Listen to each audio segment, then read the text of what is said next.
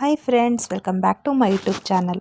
ರೇಣುಕಾಸ್ವಾಮಿ ಕೊಲೆ ಪ್ರಕರಣದಲ್ಲಿ ಜೈಲು ಸೇರಿರುವ ನಟ ದರ್ಶನ್ಗೆ ಹೇಗಾದರೂ ಮಾಡಿ ಆದಷ್ಟು ಬೇಗ ಹೊರಬರಬೇಕು ಅನ್ನೋ ಒದ್ದಾಟ ಶುರುವಾಗಿದೆ. ಸುಪ್ರೀಂ ಕೋರ್ಟ್ ಜಾಮೀನು ರದ್ದು ಮಾಡಿದ ಮೇಲೆ ಮತ್ತೆ ಜೈಲು ಪಾಲಾಗಿರುವ ದರ್ಶನ್ ಇದೀಗ ಹೊಸದೊಂದು ಕಾನೂನು ಸಮರಕ್ಕೆ ಮುಂದಾಗಿದ್ದಾರೆ. ಅದೇನಪ್ಪ ಅಂದರೆ, ತಮ್ಮ ಕೇಸ್ನ ವಿಚಾರಣೆಯ ವಿಳಂಬ ಮಾಡದೆ ತ್ವರಿತಗತಿಯಲ್ಲಿ ಅಂದರೆ ಪ್ರತಿದಿನ ನಡೆಸಬೇಕು ಅಂತ ಕೋರ್ಟ್ಗೆ ತ್ವರಿತ ವಿಚಾರಣೆ ಅಥವಾ ಡೇ ಟು ಡೇ ಟ್ರಯಲ್ ಕೋರಿ ಅರ್ಜಿ ಸಲ್ಲಿಸಿದ್ದಾರೆ. ದರ್ಶನ್ ಪರ ವಕೀಲರು ಮಾಡಿರುವ ಈ ಹೊಸ ಲೀಗಲ್ ಮೂವ್ ಇದೀಗ ಭಾರೀ ಕುತೂಹಲ ಕೆರಳಿಸಿದೆ. ರೇಣುಕಾಸ್ವಾಮಿ ಹತ್ಯೆ ಕೇಸ್ನಲ್ಲಿ ದರ್ಶನ್ ಅರೆಸ್ಟ್ ಆಗಿ ತಿಂಗಳುಗಳೇ ಕಳೆದಿದೆ. ಮೆಡಿಕಲ್ ಗ್ರೌಂಡ್ಸ್ ಮೇಲೆ ಹೈಕೋರ್ಟ್ನಿಂದ ಜಾಮೀನು ಸಿಕ್ಕರೂ ಸುಪ್ರೀಂ ಕೋರ್ಟ್ ಅದನ್ನು ಕ್ಯಾನ್ಸಲ್ ಮಾಡಿ ಮತ್ತೆ ಜೈಲಿಗೆ ಕಳಿಸಿತ್ತು. ಬಳ್ಳಾರಿ ಪರಸ್ಪರ ಅಗ್ರಹಾರ ಅಂತ ಜೈಲುವಾಸ ಅನುಭವಿಸುತ್ತಿರುವ ದರ್ಶನ್ಗೆ ಈಗ ಸಿಕ್ಕಾಪಟ್ಟೆ ಬೇಸರ ಶುರುವಾಗಿದೆ. ಹೇಗಾದರೂ ಮಾಡಿ ಈ ಕೇಸ್ನಿಂದ ಬೇಗ ರಿಲೀಫ್ ಪಡ್ಕೋಬೇಕು ಅಂತ ಅವರು ಲೀಗಲ್ ಟೀಮ್ ಹೊಸ ತಂತ್ರ ರೂಪಿಸಿದೆ. ಪ್ರಕರಣ ವಿಚಾರಣೆ ಈಗಾಗಲೇ ಶುರುವಾಗಿದ್ದು, ಸಾಕ್ಷಿಗಳ ವಿಚಾರಣೆ ನಡೆದಿದೆ. ಆದರೆ ಕೋರ್ಟ್ನಲ್ಲಿ ತಾರೀಕು ಮೇಲೆ ತಾರೀಕು ಬೀಳುತ್ತಿರೋದ್ರಿಂದ ಕೇಸ್ ಎಳೆಯುತ್ತಾ ಬಂದಿದೆ. ಇದೇ ಕಾರಣಕ್ಕೆ ದರ್ಶನ್ ಪರ ವಕೀಲರು 51ನೇ ಸಿಟಿ ಸಿವಿಲ್ ಮತ್ತು ಸೆಷನ್ ಕೋರ್ಟ್ಗೆ ಸಿಆರ್ಪಿಸಿ 309ರ ಅಡಿಯಲ್ಲಿ ಅಧಿಕೃತವಾಗಿ ಒಂದು ಅರ್ಜಿ ಸಲ್ಲಿಸಿದ್ದಾರೆ.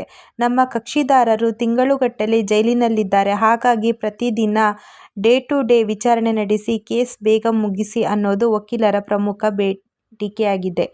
ದರ್ಶನ್ ಲೀಗಲ್ ಟೀಮ್ನ ಈ ಹೊಸ ಮೂವ್ಗೆ ಬ್ರೇಕ್ ಹಾಕೋಕೆ ಸರ್ಕಾರದ ಪರ ವಿಶೇಷ ಅಭಿಯೋಜನೆಗಳು ಪ್ರಸನ್ನಕುಮಾರ್ ಕೂಡ ರೆಡಿಯಾಗಿದ್ದಾರೆ.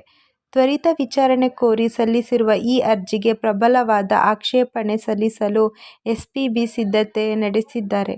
ಕೋರ್ಟ್ನಲ್ಲಿ ಸಾವಿರಾರು ಕೇಸ್ಗಳು ಪೆಂಡಿಂಗ್ ಇರುವಾಗ ಬರೀ ಒಂದು ಕೇಸ್ಗೆ ಮಾತ್ರ ಪ್ರತಿದಿನ ಟೈಮ್ ಕೊಡೋದು ಎಷ್ಟು ಸರಿ ಅನ್ನೋದು ಪ್ರಾಸಿಕ್ಯೂಷನ್ ವಾದ ಆಗಿರಬಹುದು.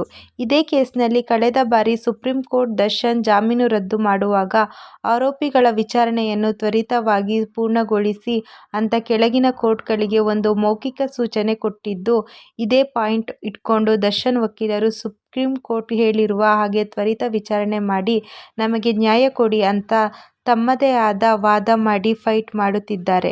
ನ್ಯಾಯಾಲಯದ ಮೇಲೆ ಈಗಾಗಲೇ ಕೆಲವು ಬಾರಿ ಒತ್ತಡವಿದೆ. ಬೇಕಾದಷ್ಟು ಕೇಸ್ಗಳು ವರ್ಷಾನುಗಟ್ಟಲೆಯಿಂದ ಪೆಂಡಿಂಗ್ ಇದೆ. ಹೀಗಿರುವಾಗ ಕೇವಲ ಒಬ್ಬ ವಿಐಪಿ ಆರೋಪಿಗಾಗಿ ಪ್ರತಿದಿನ ಸಮಯ ಮೀಸಲಿಡುವುದು ಪ್ರಯೋಜನವಿಲ್ಲ. ನ್ಯಾಯಾಧೀಶರಿಗೆ ಕಷ್ಟವಾಗಬಹುದು. ಆದರೂ ವಿಚಾರಣಾಧೀನ ಕೈದಿಗಳ ಹಕ್ಕುಗಳನ್ನು ರಕ್ಷಿಸಲು ಕೋರ್ಟ್ ಯಾವ ನಿರ್ಧಾರ ತೆಗೆದುಕೊಳ್ಳುತ್ತೆ ಅನ್ನೋದು ಸದ್ಯದ ದೊಡ್ಡ ಪ್ರಶ್ನೆ. ಸದ್ಯಕ್ಕೆ ಚೆಂಡು 51ನೇ ಸೆಷನ್ ಕೋರ್ಟ್ ನ್ಯಾಯಾಧೀಶರ ಅಂಗಳದಲ್ಲಿದೆ.